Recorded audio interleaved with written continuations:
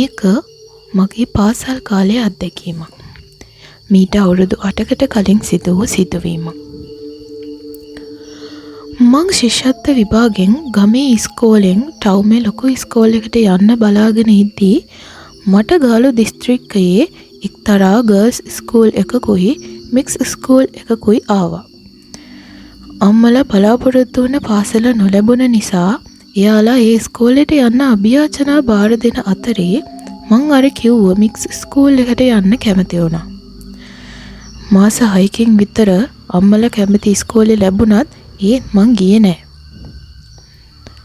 වෙරළවට පිහිටා තිබුණ අපේ ඉස්කෝලේ මුලදී ආගන්තුක වුණන් කාලයක් යද්දී ගමේ ඉස්කෝලේටත් වඩා ෆිට් වුණා.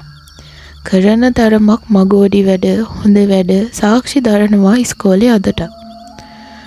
ඔහොම හරීම සාමකාමීව කාලේ ගෙවිලා ගියා. ඔය අතරේ තමයි අපේ ඉස්කෝලේ අපේ සෙක්ෂන් එකේ ළමයින්ට කනකොකා ඇඬුවේ.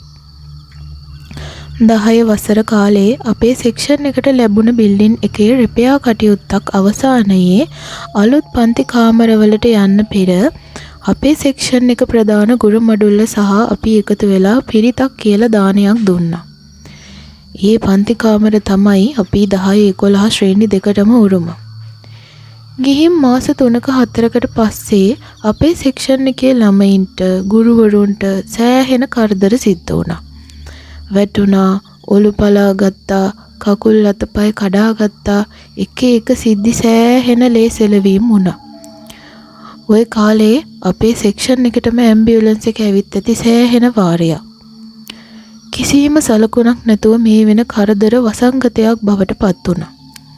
ආයෙත් පිරිතක් කියලා දානයක් දෙන්න සූදානම් කරලා ළමයින්ටත් සෙත් පිරිත් කියලා ආයෙත් යථා තත්ත්වයට ආවා.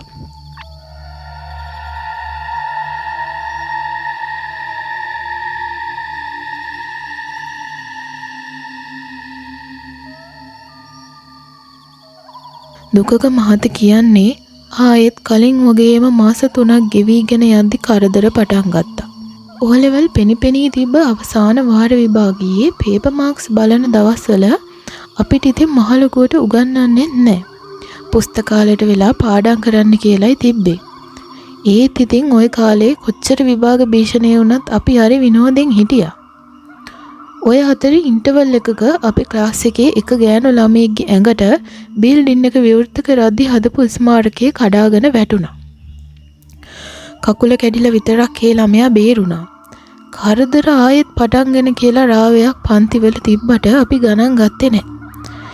මොකද ඒ ස්මාරකයේ පරණ එකක්. කඩන් වැටෙන්න පුළුවන් නිසා.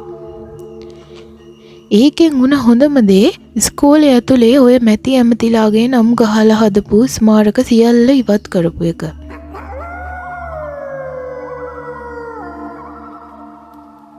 O level වලට ගෙදර නැවතුණාට පස්සේ මොන වගේ කරදර වුණාද කියලා නම් ආරංචියක් ආවේ නැහැ. O level වලට පස්සේ රිසල්ට් එනකන් ගෙදර ඉන්න අතරතුර අපේ ඉස්කෝලේ සංවත්සරයට පවත්වන මහා පිරිත සහ දාන ගැන දන්වලා පණිවිඩ ආවා. කොහොම හරි හැම අවුරුද්දෙම පෙබරවාරියේ තියෙන මේ පිරිතට අපි දවස් 3ක ඉඳන් ඉස්කෝලේ ඇරුණට පස්සේ රෑ වෙනකල් පාසලේ නතර වෙලා පිරිතට වැඩ කටයුතු කරනවා. මට හොඳටම මතකයි. අපි එක දවසක හවස 6ට විතර අපේ පරණ O level ක්ලාස් එකකට වෙලා අපි රයිස් කන්න බලාගෙන හිටියා.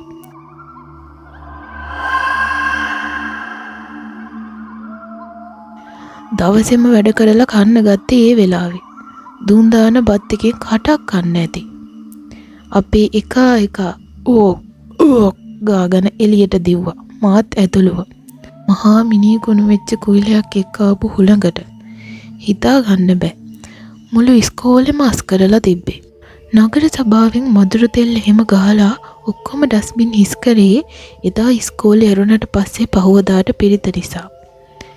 එළියට ගිහිල්ලාම කඩේකින් කමු කියලා ඒකත් ආයෝතලා බෑග් එකට දාගෙන අපි එතනින් ආවට කවුරුත් ඒ ආපු ගඳ ගැන කතා වුණේ නැහැ. පිරිත දවසේ රෑ ඉස්කෝලේ ළමයින්ටත් වඩා ආදි ශිෂ්‍යයෝ ළමයින්ගේ දෙමාපියෝ පිරිලා ඉන්නවා ඉස්කෝලේ. පිරිත් මණ්ඩපය සූදානම් කරන්නේ මේන් හෝල් එකේ.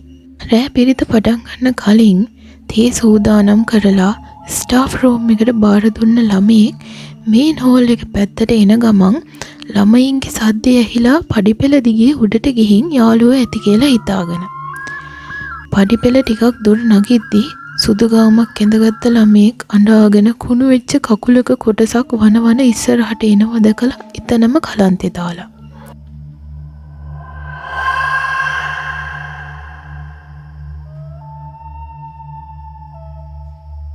ඒ ළමයා ඔය අපි යෝ ලෙවල් කාලේ හිටිය පන්තියක ඉගෙන ගත්ත ළමයෙක්.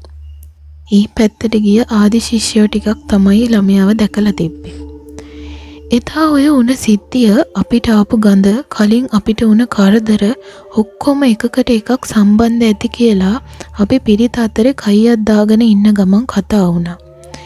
මෙච්චර ලොකු වපසරියක තියෙන ඉස්කෝලේක එකම තැනක විතරක් මේ දේවල් සිද්ධ වෙන එක අතකින් අසාමාන්‍යයි. ඒ වගේම තමයි ඔය කරදර වෙන්නේ ඒ පන්ති කාමරවල හිටිය අයටමයි කියලා අපිට තේරුණා. නමුත් ඉතින් මෙච්චර ජනාකීර්ණ නගරයක් මැද්දේ තාක්ෂණයේ දියුණු කාලේ ඕම සිදුවීම් වෙනවා කියලා හිතන්න බෑ. ඔය කතාව අතරේ අපි එක කතාවට වැටුණා ඉස්කෝලේ ඕල්ඩ් බොයිස් සෙට් එකේ ඉන්න සහ ඉස්කෝලේම උගන්වපු අපිට හිතවත් පේෂන් ඉන්න ගුරු බවතෙක්. එතුමා ටිකක් සාම්ප්‍රදායික පෙළපත්කාරයෙක් කිව්වොත් වැරදිත් නෑ. අපේ සෙට් එකේ පඬිතයා ඉතින් ওই කතාව සර් එක්ක කියන්න ඇදලා ගත්තා.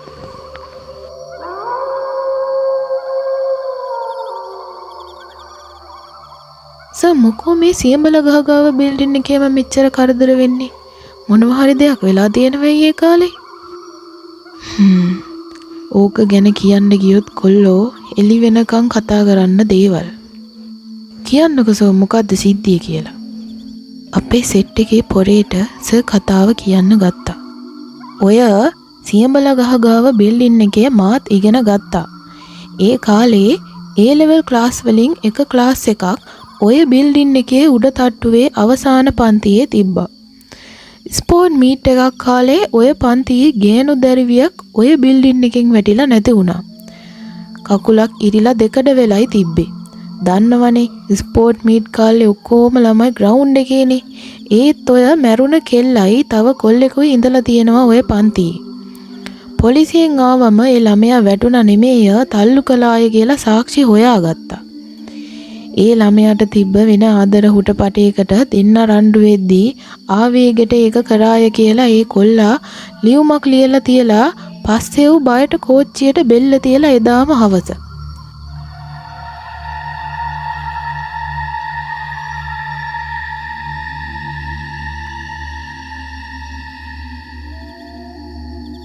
ඔය සිද්ධියෙන් පස්සේ තමයි දරුවෝ ඔය කරදර පටන් ගත්තේ.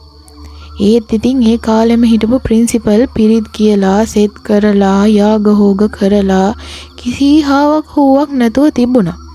දැන්ට වඩා ඉතින් ඒ කාලේ ඕවා විශ්වාස කරන අය හිටියනේ. එදායින් පස්සේ ඔය බිල්ඩින් එක රිපෙයාර් කරේ ඔය ළමයි ඉන්න දවස්වලනේ. එදා ඉඳන් තමයි ඔය ආයේ කරදර අලුත් උනේ. සිද්ධිය දැන් ටික ටික පැහැදිලියි අපිට. මූණට මූණ බලා ගන්නව ඇරෙන්න අපිට තාමත් විශ්වාසයත් අවිශ්වාසයත් තිබුණා. මොකද අපේ සෙට් එකේ එකෙක්වත් හොල්මන් විශ්වාස කරන අය නෙමෙයි. නමුත් පිරිත දවසේ රෑ වුණ සිද්ධියෙන් පස්සේ සර් අපිට කිව්ව කතාවම දෙතුන් දෙනෙක්ගෙන් අහන්න ලැබුණා. ඔයාලා විශ්වාස කරනවද? ඉස්කෝලේක එහෙම සිදුවීමක් වෙන්න පුළුවන් කියලා. හොල්මනක් ගැන අවුරුදු ගානකට පස්සේ ආයෙත් කරදර කරන්න පටන් ගැනීමක් ගැන. කරදර ගොඩක් සිද්ධ වුණේ ඒ බිල්ඩින් එකේ හිටපු අයටමයි. තාමත් හිතාගන්න බැරි සිද්ධි තාමයක් ඕක. දැන් ওই බිල්ඩින් එකේ වත්මන් තත්ත්වය කොහොමද දන්නේ නැහැ. දැන් නම් හැබැයි පරණ ගුරුවරුත් ඉස්කෝලේ නැහැ. දැන් ඒ ගැන දන්න අයත් නැතුව ඇති.